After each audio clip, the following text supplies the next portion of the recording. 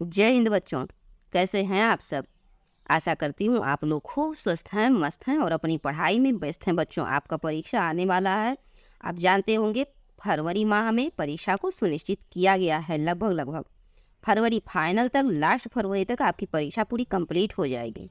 तो अब आप लोग एकदम पूरे ध्यान से और अपनी तैयारी को आधार देना प्रारंभ कीजिए। जो आपने पढ़ा उसका रिवीजन करिए और जो नई चीज़ें अभी बचे हुए हैं बच्चों, उसको हम निरंतर आपको पढ़ाते रहेंगे और उसको मात्र पढ़ते रहिएगा। पढ़िए, समझिए और चीज़ों को उतारने का प्रयास कीजिएगा बच्चों। अगर समय का अभाव है तो हम पूरा प्रयास करेंगे कि आपको पीडीएफ भी उसका पीडीएफ फॉर्म में आपको चीज़ें प्रोवाइड कर दें, जिससे आप चीज़ें मात्र बार बार उसको रिवीजन करें, बार बार पढ़ें, लिखने के लिए समय ना बर्बाद करें। तो आइए बच्चों, हम आपके परीक्षा के 1 महीना पहले ही सारी चीज़ें कंप्लीट करने के बाद क्वेश्चन आंसर मॉडल पेपर के साथ करवाते हुए और आंसर का पीडीएफ आपको प्रोवाइड अवश्य करेंगे। तो चलिए बच्चों, कल हमने पढ़ा था बादल को घिरते देखा, कविता बाबा नागा अर्जुन द्वारा रचित। बहुत ही सुंदर कविता है बच्चों। आप देखे होंगे, हमारे जो नए बच्चे हैं नहीं देखे हैं तो आप जाइए डिस्क्रिप्शन बॉक्स में और 9th का जो क्लास है बच्चों, उसमें आप प्लेलिस्ट में जाइए और सारी चीज़ों को आप देख लीजिए। तो देखिए, थोड़ा सा शेष भाग रहेगा था, चूँकि कविता थोड़ा लॉन्ग थी बच्चों, तो इसलिए हमने इसको थोड़ा सा बचा दिया था। अब आइए शेष भाग को आज हम लोग समझ लेते हैं। तो आप जुड़े हुए हैं बच्चों लक्ष्य हिंदी क्लास चैनल किरण मैम के साथ। बच्चों, इस चैनल के माध्यम से आपको निरंतर वीडियो कक्षा 9, 10, 11 और 12 ये 4 क्लासेस का जो हिंदी विषय है बच्चों, यहाँ से पर डे निरंतर प्रोवाइड हो रहा है वीडियोज सारे क्लासेज का। तो बच्चों, इस चैनल से जुड़िए, चैनल को सब्सक्राइब कीजिए, लाइक कीजिए और वीडियो को शेयर भी कीजिए और बेल आइकॉन भी अवश्य क्लिक कीजिएगा बच्चों, जिससे आपको निरंतर नोटिफिकेशन मिलता रहे। अगर आप चैनल सब्सक्राइब कर लेंगे तो सबसे पहले वीडियो आपको मिलेगा। यही रीजन है कि बार बार आपको सब्सक्राइब के बारे में रिमाइंड करते रहते, चीज़ें आपका छूटे ना। और चूँकि परीक्षा है, आपको ये चीज़ छूटनी नहीं चाहिए।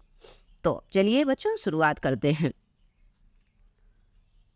दुर्गम बर्फानी घाटी में 7 सहस्त्र फुट उच्च शिखर पर अलख नाभि से उठने वाले अपने ही उन मादक परिमल के ऊपर धावित होकर तरंग तरुण कस्तूरी मृग को अपने पर चिढ़ते देखा है, बादल को घिरते देखा है।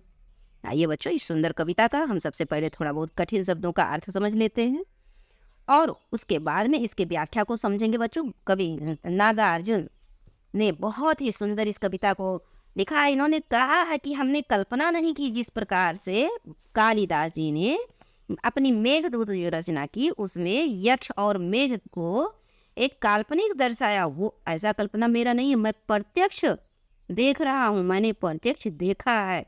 तो वही कह रहे हैं कि बादल को घिरते देखा है। तो कठिन शब्दों को देखिए बच्चों। आप दुर्गम का अर्थ होता ही है कठिन से, दुर्गम का अर्थ कठिन से होता है बच्चों। पेंसिल को हम थोड़ा सा पतला करेंगे पहले। चलिए, और बर्फानी आप समझ रहे हैं कि बर्फ से भरा हुआ, मतलब चारों तरफ बर्फ बर्फ बर्फ ही है, तो बर्फानी। और यहाँ पर देखिए बच्चों, सत है ना, तो सत का अर्थ सैकड़ों से होता है। सत सैकड़ों और सहस्त्र हजारों। सत आ गया तो सैकड़ों अर्थात 100 और सहस्त्र अर्थात हजार, हजारों। तो अलख, अलख भी देख लीजिए बच्चों आप, अगर कठिन शब्दों में से है। अलख दिखाई न देने वाली चीज़ों को अलख कहते हैं।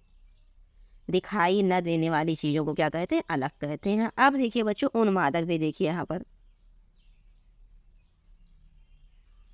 अब उन्मादक का अर्थ होता है बच्चों मदहोश कर देने वाला। उन्मादक मदहोश कर देने वाला। परिमल का मतलब होता है बच्चों सुगंध से। परिमल का अर्थ सुगंध है।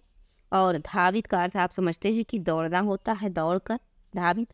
तरल मतलब चंचल होता है, सरल तरल चंचल होना। और तरुण का अर्थ बच्चों युवा होता है, मतलब नई उम्र वाले व्यक्ति, तरुण।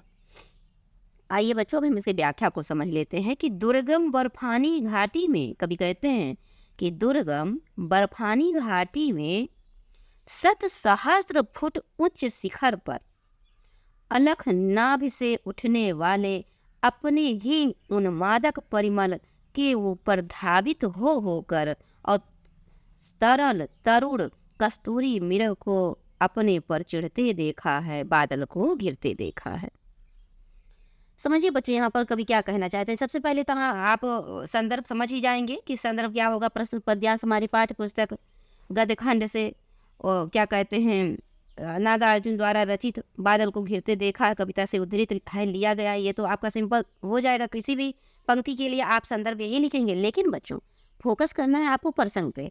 प्रसंग तो आपको पूरी कविता के ही अनुसार लिखना है। तो यहाँ पर क्या लिखेंगे प्रसंग में, क्या यहाँ पर आपने पढ़ा तो क्या देखा कि प्रस्तुत पद्यांश में कवि ने हिरण मृग, कभी ये पढ़ा नहीं आपने, हिरण के माध्यम से व्यक्ति की उस विवस्था का वर्णन किया है जो बहुत प्रयास करने पर भी कुछ प्राप्त नहीं कर पाता है। आपने देखा नहीं यहाँ पर कि कस्तूरी तरल सरल सिंपल तरुण युवा कस्तूरी मृग को अपने ऊपर चढ़ते देखा है। बहुत प्रयास करने के बाद जब कोई चीज़ नहीं प्राप्त होती है तो अपनी व्यवस्था पे चिढ़ होती है, क्रोध आता है। तो वही दर्शाया गया है इस पंक्ति के माध्यम से।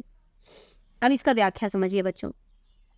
दुर्गम बर्फानी घाटी में 7 सहस्त्र फुट उच्च शिखर पर, तो देखिए बच्चों कविवर यहाँ नागार्जुन कहते हैं कि मैंने हजारों फुट ऊंचे बर्फ से ढके पर्वत शिखरों पर जहाँ पहुँचना अत्यंत कठिन होता है, वहाँ अपनी नाभि अलख नाभि से उठने वाले अपने ही उन्मादक परिमल के ऊपर धावित हो होकर, तो हमने वहाँ पर देखा कि अपनी नाभि से निकलने वाली और मदमस्त कर देने वाली कस्तूरी की सुगंध से उन्मत्त होकर चंचल युवा कस्तूरी मृगों को इधर उधर दौड़ते हुए देखा है। बच्चों मृग जो होते हैं उनके नाभि से ही सुगंध आती है, लेकिन वो उस सुगंध के लिए इधर उधर भटकते हैं और उनको पता नहीं चलता कि ये सुगंध हमारे ही अंदर से आ रही है। इसीलिए कहते हैं कवि कि उनकी क्या कहते हैं विवस्था पर चढ़ते हुए देखा है। फिर आगे कहते हैं कि लगातार भाग दौड़ करने के पश्चात, यहाँ पर देखिए तरल तरुण कस्तूरी मृग को अपने पर चढ़ते देखा है, अर्थात लगातार भाग दौड़ करने के पश्चात भी जब चंचल और युवा मृग उस कस्तूरी को प्राप्त नहीं कर पाते तो वो स्वयं पर झुंझलाता हुआ रहता है, झुंझला जाता है, चिढ़ जाता है। मैंने उसकी उस झुंझलाहट को और उसे स्वयं पर चढ़ते हुए देखा है, मैंने बादल को घिरते हुए देखा है। बच्चों चलिए अब नेक्स्ट पंक्ति को हम लोग लेते हैं। ये थोड़ा सा लंबा पंक्ति है, इसको पूरा हम लोग पढ़ेंगे और फिर इससे अर्थ को समझेंगे। और उसके बाद में बच्चों सर्दी जुकाम हुआ है, मौसम ऐसा है, आप इस पर ध्यान न देकर आप पूरे ध्यान अपनी व्याख्या पर फोकस कीजिएगा, क्योंकि बच्चों कविता का भाव ही व्याख्या है। अगर इसके भाव और व्याख्या को आप समझ गए तो पूरी कविता का क्वेश्चन आप आसानी से हल कर पाएंगे। चलिए आगे बढ़ते हैं। सत सत निर्झर निर्जन कल मुखरित देवदारो कानन में शोणित धवल भोज पत्रों से छाई हुई कुटीर के भीतर रंग बिरंगे और सुगंधित फूलों से कुंतल को साजे इंद्रनील की माला डाले शंख सरीखे सुघर गले में कानों में कुबले लटकाए सतदल रक्त कमल वेणी में रचित रजत रचित माण खचित कला में पान पात्र द्राक्षा सब पूरित रखे सामने अपने अपने लोहित चंदन की त्रिपदी पर नरम निदाग बाल कस्तूरी, मृग छालों पर पलथी मारे, मदिरारूढ़ आँखों वाले उन उन मद किन्नर किन्नरियों की, मृदुल मनोरम अंगुलियों को बंसी पर फिरते देखा है, बादल को घिरते देखा है। तो आइए बच्चों देखिए, इस कविता को प्यासी पथराई आंखों से लिया गया। प्यासी पथराई आंखें ये नागार्जुन की रचना है, इसको याद कर लीजिएगा बच्चों। चलिए अब हम इसके छोटे छोटे अर्थों को लगभग जो बहुत जरूरी है, जो कठिन है, उसी को देखेंगे। निर्झर आप समझ रहे हैं कि झरना बोलते जा रहे हैं। आप चीज़ों को अपनी कॉपी या बुक में पेंसिल से लिख लीजिए। निर्झरणी का अर्थ होता है बच्चों छोटा झरना। निर्झर का अर्थ झरना और निर्झरणी का अर्थ होता है छोटा झरना। कल का अर्थ यहाँ पर सुंदर से है बच्चों। निर्झरणी कल अर्थात छोटे सुंदर झरने। शोणित रक्त का अर्थ होता है बच्चों, शोणित का अर्थ होता है रक्त, लाल रक्त। और धवल आपने कल भी देखा है, धवल का अर्थ होता है सफ़ेद स्वच्छ। भोजपत्र, और फिर देखिए बच्चों सरीखे आप यहाँ पर देखेंगे तो सरीखे का अर्थ होता है बच्चों के समान, मतलब किस के समान। और कुबले का अर्थ यहाँ पर अभी देखा बच्चों आपने, कुबले अर्थात कमल, नील कमल। कुबले का अर्थ नील कमल होता है। शतदल रक्त कमल का होता है बच्चों की 100 पंखुड़ियों वाला लाल कमल। अभी आपने यहाँ पर देखा ना, ये शतदल रक्त कमल, तो 100 पंखुड़ियों वाला लाल कमल का अर्थ होता है इसका। बेणी आपने देखा तो बेणी का अर्थ बच्चों चोटी से होता है, चोटी शिखर। और रजत का अर्थ होता है चांदी। और मणि उत्खचित देख लीजिए बच्चों, तो मणि खचित को अर्थ आप समझ लीजिए मणियों से जुड़ा हुआ पान पात, मदिरा पीने का बर्तन, और द्राक्षास और अंगूरों से बनी शराब, पूरा भरा हुआ। पूरित का अर्थ बच्चों पूरा भरा हुआ।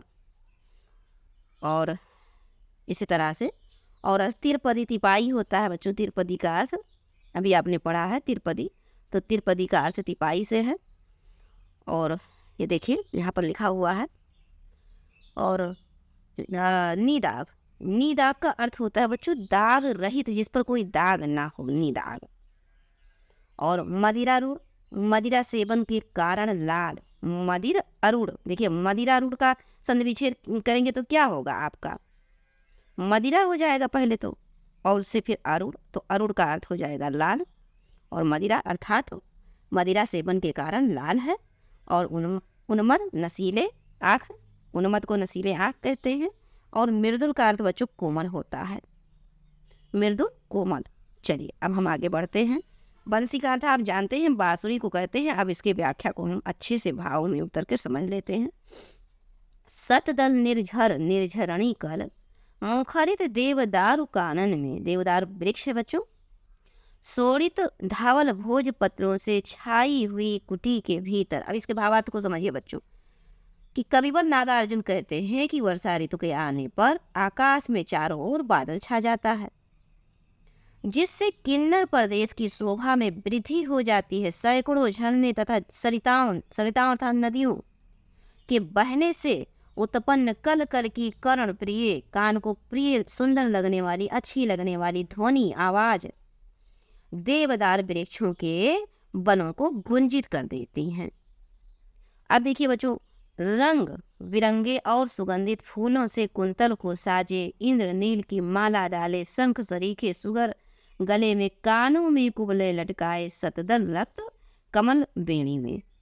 इसके अर्थ को समझते हैं बच्चों। इन देवदार के वनों में लाल और श्वेत भोजपत्रों से छाई हुई कुटी के अंदर किन्नर और किन्नरियों के जोड़े विलासमय